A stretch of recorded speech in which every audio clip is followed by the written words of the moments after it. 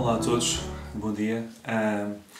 Eu esta manhã gostava de compartilhar alguma coisa com os irmãos, com todos os que nos ouvem, sobre um tema que eu nunca me tinha dedicado a estudar, mas que ao ler as Escrituras desta semana e passando por lá, aquilo despertou-me a atenção.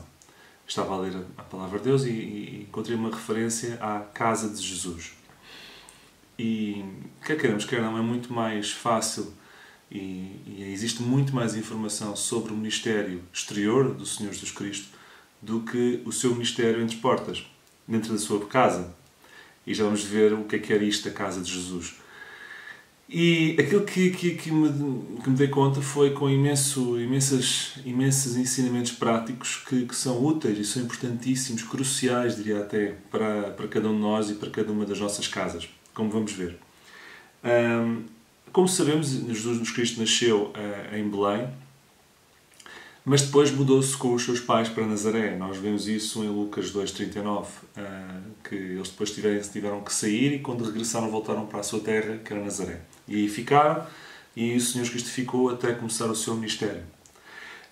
Depois, quando começou o seu ministério, quando tinha aproximadamente seus 30 anos, ele muda-se para Cafarnaum. Nós vemos isso, essa passagem em Mateus 4, 12. Jesus, porém, ouvindo que João estava preso, estou a citar, voltou para a Galileia e, deixando Nazaré, lá está, onde sempre viveu, foi habitar em Cafarnaum, cidade marítima nos confins de Zabulon e Naftali. Esta mudança para Cafarnaum, e nada acontece por acaso na história do Senhor Jesus Cristo, foi o cumprimento também de uma profecia que está em Isaías 9, 1 e 2. E já agora posso citar a profecia que dizia o seguinte: mas a terra foi angustiada, não será entenebrecida. Nos últimos tempos, enobreceu junto ao caminho do mar, além do Jordão, na Galileia das Nações. O povo que andava em trevas viu uma grande luz, e sobre os que habitavam na região da sombra da morte resplandeceu a luz. Ou seja, apareceu uma grande luz na zona além do Jordão, na Galileia das Nações. Na zona terra de Zabulon e terra de Naftali. É uma profecia quanto ao impacto que o Senhor Cristo iria ter nesta mesma zona muito tempo depois. E o Senhor Cristo cumpriu essa profecia, deslocando-se para essa zona e colocando em Cafarnaum a sua cidade. Nós vemos isso em Mateus 9, 1, o seguinte, e eu cito: e entrando no barco passou por outro lado e chegou à sua cidade. Ou seja, Cafarnaum claramente era o quartel-general do Senhor Jesus Cristo no seu ministério terreno. Há quem diga que o Senhor Cristo mudou-se para Cafarnaum, e agora faço aqui um parênteses. Antes de avançarmos sobre as questões práticas da casa do Senhor Jesus Cristo, eu estou apenas a fazer este contexto inicial que eu acho que é importante. Continuando. Há quem diga que o Senhor Cristo mudou-se para Cafarnaum porque em Nazaré ele estava a correr perigo de vida. E portanto nós lemos que em Lucas 4, 16 a 30 que os nazarenos tentaram matá-lo. Eu não sei se foi por isso, se foi pelo facto de que João tinha sido preso, porque nós lemos que quando João foi preso, retirou-se de imediato para a Galileia e estabeleceu tudo em Cafarnaum. Vemos isso em Mateus 4, 12.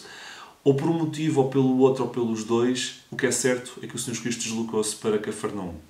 E a casa onde ele se deslocou, há quem diga que era a casa de Pedro. Portanto, para mim nem é muito importante discutir o direito de propriedade legal da casa, nem discutir onde é que era a casa, nem discutir a estrutura da casa, nem as divisões da casa. O que é importante é perceber o que é que se passava dentro de casa. Porque aquilo que se passou dentro da casa do Senhor Jesus Cristo, onde ele esteve cá, na Terra, em ministério efetivo, é um exercício que vale a pena fazer porque leva-nos a aprender imenso sobre aquilo que deve acontecer dentro das nossas casas. O seu ministério foi sempre, apesar de ter um quartel-general, o seu ministério, no entanto, foi sempre itinerante, sem casa fixa. Nós lemos muitas vezes que o Senhor desloca-se a uma casa, quando vai para outro sítio vai para outra casa, e, portanto, apesar de ter uma casa mais central, ele tinha um ministério completamente itinerante. Ele deixou isso bem claro.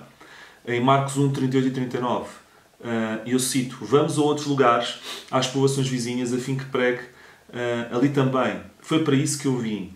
E vemos em Mateus 9, 35 que ele percorre a todas as cidades. Não é algumas, são todas as cidades. Umas mais perto, outras mais longe, E, portanto, a questão do seu ministério itinerante era um facto mais do que evidente. E, portanto, isto é importante relatar.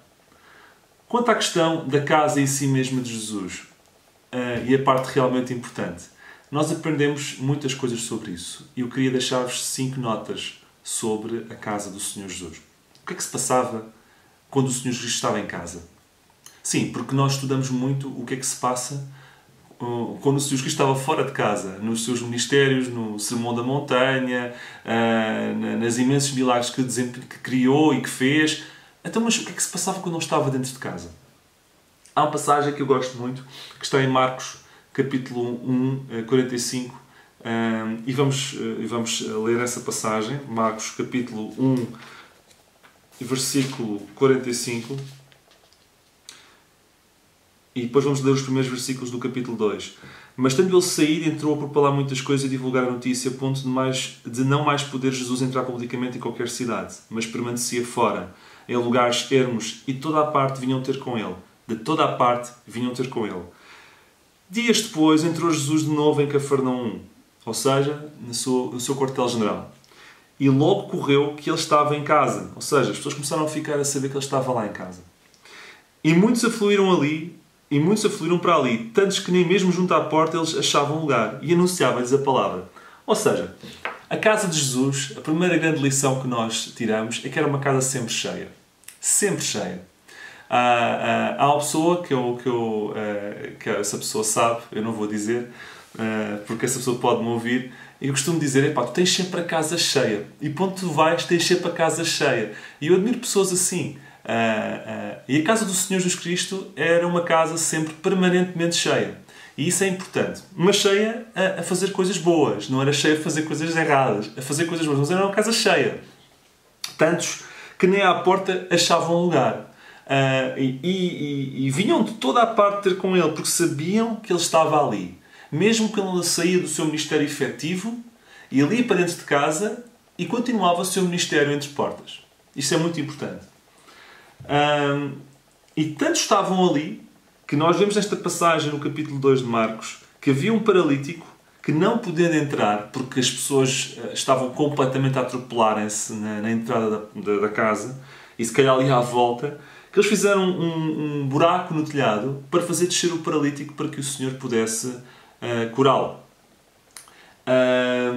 Vejam só a quantidade de gente que aquela casa tinha. E já vamos falar novamente sobre esta questão do paralítico e do buraco que fez no telhado, porque é importante para a análise deste assunto. Segundo aspecto. Primeiro, era uma casa sempre cheia. Segundo, era uma casa sempre 24 sobre 24 horas ao serviço dos outros. Sempre. Nós lemos que... aliás, nós nunca lemos que o Senhor tenha recusado a entrar na sua casa. Mesmo após as viagens, mesmo após as missões desgastantes, ele sempre teve tempo para receber outras pessoas. Sempre. Sempre. E sempre ao serviço dos outros. Sempre a fazer milagres, mesmo na sua casa. E isto é importante, porque nós aprendemos aqui várias lições. Primeira lição, não devemos fechar a nossa porta e a nossa casa para os outros. A nossa casa é uma continuidade do nosso serviço. Segundo, devemos, ao abrir as nossas portas, já que o estamos a fazer, colocar esse serviço em prática dentro das nossas portas. Sempre ao serviço dos outros, como o Jesus Cristo fazia. E estas lições todas que eu estou aqui a comunicar-vos, eu próprio interiorizei. Houve muita coisa aqui que me ajudou a perceber coisas novas, mesmo para mim. E, portanto, eu acho que isto, por ter sido importante para mim, é que eu achei que vos devia compartilhar convosco. Porque isto, de facto, é mesmo muito especial. Porque muitas vezes há aquela ideia, se calhar alguns não concordarão comigo, mas eu corro mesmo esse risco. Eu acho que muitas vezes os crentes fazem uma estanquecidade muito grande em o que se passa na igreja e o que se passa em casa. E o ministério deve ser contínuo. E aquilo que se passa cá fora tem que se transportar cá dentro. E o que está cá dentro tem que ser uma continuidade. E o que está depois cá fora é uma continuidade do que está cá dentro. E o que está cá dentro é uma continuidade do que está cá fora. Tem que ser uma linha contínua. É assim que eu vejo no Senhor Jesus Cristo. Até dentro de casa ele mostrou como é que se fazia. Por isso é que eu entendi que devia falar sobre o assunto esta manhã. Portanto, casa sempre cheia. Uma casa sempre 24 sobre 24 horas ao serviço dos outros. Fazer milagres, fazer ações, etc. 3. A casa dele era um meio para atingir um fim. Há pessoas que a casa deles é o coração das suas vidas. Aquilo, se de repente aparece um risco, ai, temos que tirar isto. Se de repente chove mais, vão ver se alguma coisa está estragada. Aquilo é demais. E a casa do Senhor Jesus Cristo era um meio para atingir um fim. Um fim muito maior. Imaginem vocês se de repente alguém vos fizesse um buraco no telhado, e agora vou apanhar outra vez a história do paralítico, para entrar dentro de casa porque não conseguiu entrar pela porta. Como é que vocês reagiam? Como é que nós reagíamos? Seguramente não seria nada agradável de se ver. Pois bem, quando o Senhor Jesus Cristo viu esse homem, porque percebeu que ele não podia entrar pelas condições normais pela porta, descer pelo telhado, sabem qual foi o foco dele? Não foi o telhado, foi o homem. Ele disse, os teus pecados estão perdoados. Ele não disse, ai, o meu telhado. Ele não estava a olhar para o telhado. Ele estava a olhar para o homem. Aliás, ele sabia que o telhado estava a ser desmanchado. Porque ele sabia de tudo. No entanto, não disse nada. E quando ele desceu, ele teve a atitude que se esperava de alguém que via a casa como um meio para atingir um fim e não como um fim em si mesmo. E esta deve ser a nossa postura hoje. As nossas casas devem ser um meio para atingir um fim, não deve ser um fim em si mesmo. E isto é super importante. O Senhor deu a lição. Nesta casa que porventura nem seria a sua casa, se calhar seria a casa de Pedro. Mais uma vez, não vou discutir a propriedade legal da casa. Mas era a casa onde ele estava. E seguramente ele era a autoridade máxima naquela casa. Não sendo legalmente, ele era efetivamente a autoridade naquela casa. E portanto, aquilo que ele disse fazia-se lei. E ele olhar para aquela cena e ver o telhado estragado, porque estava. Alguém a descer por ali, o foco nunca foi a casa, o foco sempre foram as pessoas. E isto que deve nos levar a pensar. Quarto, a casa dele era um lugar de amor e um lugar de aceitação. Há uma passagem que eu vou citar que está em Mateus 9, Mateus 9, 9, e eu vou ler-vos. Mateus 9, 9, diz assim: partindo de Jesus, dali viu um homem chamado Mateus, sentado na coletoria, na cobrança de impostos, e disse-lhe, segue-me. E ele se levantou e o seguiu. E sucedeu que, estando ele em casa à mesa, muitos publicanos e pecadores vieram e tomaram lugares com Jesus e os seus discípulos. Ora, vendo isto, os fariseus perguntavam aos discípulos, por que come o vosso mestre com os publicanos e pecadores? Então ele estava na sua casa, ok, com alguém que tinha acabado de seguir, que era cobrador de impostos, uma pessoa que não era bem vista, e depois, entretanto, como se isso não bastasse, junta-se ele à mesa publicanos e pecadores, e todos a comer à mesa, dentro da sua casa. O que eu vejo aqui é que a casa, Jesus via a sua casa como um lugar onde todos eram aceitos, onde ninguém era discriminado, onde aqueles que eram excluídos eram aceitos. Era um lugar de amor, era um lugar de aceitação. Não importava aquilo que a sociedade achava, o que importava é o que ele via nas pessoas. E eu admiro exemplos de pessoas que eu sei que já abriram as suas casas a pessoas que nem conheciam, que estavam na rua, para pregar o Evangelho. E isto é aplicar e é exercitar aquilo que o ministério dentro de casa, que o Senhor também aplicou na sua vida. E isso é muito importante. É um desafio, não é fácil, mas é uma coisa que nós vamos pensar seriamente. Esta mensagem que vos estou a deixar é uma mensagem que me está a levar a pensar, que me levou a pensar, que me levará a pensar, e espero que este exercício vos leve a pensar também, porque é muito importante. Finalmente, quinta coisa que eu tirei daqui de lição. Era um lugar de, e talvez das mais importantes, era um lugar de ensino e edificação. Nós lemos em Mateus 13, capítulo 13, versículo 36, o seguinte. Então, despedindo as multidões, foi Jesus para casa. E chegando-se a ele, os seus discípulos disseram, explica-nos a parábola do joio do campo. E ele começou a explicar. A casa do Senhor Jesus era uma casa onde se ensinava e onde estudava a Bíblia. Onde estudava assuntos bíblicos. Eles foram instruídos depois e estiveram a discutir, mas sem as multidões. Ou seja, é das poucas vezes, ou seja, o Senhor sempre recebeu as multidões dentro de casa. Mas havia tempos e alturas em que, para estudar a palavra de Deus com outros, e quando estava no a sós, era preciso silêncio. E é das poucas vezes em que eu vejo aqui o Senhor a despedir as multidões. Porque Ele não costumava despedir as multidões, Ele costumava aceitá-las. Mas quando chegava a altura de estudar a palavra e de estar a tratar dos assuntos importantes, que também é importante em casa estarmos a tratar disto, Então é importante estar em silêncio, com algum isolamento. E neste caso, vemos o Senhor despedir as multidões e a reunir-se com os discípulos e em casa a estudar a palavra. E isto é muito importante. A casa é um lugar de ensino, é um lugar de edificação. Nós, como pais, temos que ensinar aos nossos filhos a Bíblia em casa. Temos que estudar a Bíblia em casa, individualmente e como família. E isso é muito importante. Temos feito isso. Estamos com vontade de começar a fazer melhor, que possamos pensar nisso. Portanto, para concluir, sempre me impressionou subejamente o exercício e o ministério de Jesus Cristo na Terra, ao ar livre. Nunca me deparei seriamente a pensar sobre o seu ministério dentro de portas. E ao fazê-lo, fiquei tão impressionado como o seu ministério fora de portas. Eu vejo aqui 3 coisas importantes para sintetizar. Eu vejo aqui a importância das nossas casas serem locais onde a palavra de Deus é ensinada. Vejo a importância de ser um local onde efetivamente também temos que descansar.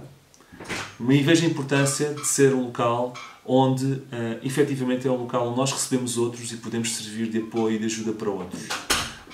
Essas 3 coisas, resumindo, são muito importantes. Descanso, ensino e edificação e acolhimento de outros. Que possamos desempenhar isso e não ter dúvidas que esse é o caminho certo. Portanto, todos nós temos um ministério a desempenhar nas nossas casas. Todos nós podemos receber mais pessoas. Todos nós podemos servir a Deus nas nossas casas, disponibilizando-os muitas vezes para cultos, para reuniões e aqueles que podem para retiros. O nosso coração, estou a sintetizar, o nosso coração não deve estar nas casas, mas no Deus que dá tudo. Olhemos para o exemplo do homem que abriu o telhado da casa onde o Senhor estava e ele, Jesus, não se preocupou com o telhado, preocupou-se com o homem. O coração dele não estava na casa. Devemos receber quem muitas vezes não é querido pelos outros e ao fazê-lo estamos muitas vezes a mostrar amor e acima de tudo deve ser o local onde nós ensinamos e onde nós estudamos a Bíblia. Que o Senhor nos possa abençoar e que vos possa estimular a estudar a Palavra de Deus e a descobrir muitas outras coisas. Há muitos tesouros escondidos. Este para mim foi um tesouro que eu descobri e que o Senhor vos possa estimular a descobrir muitos mais. Que o Senhor nos abençoe.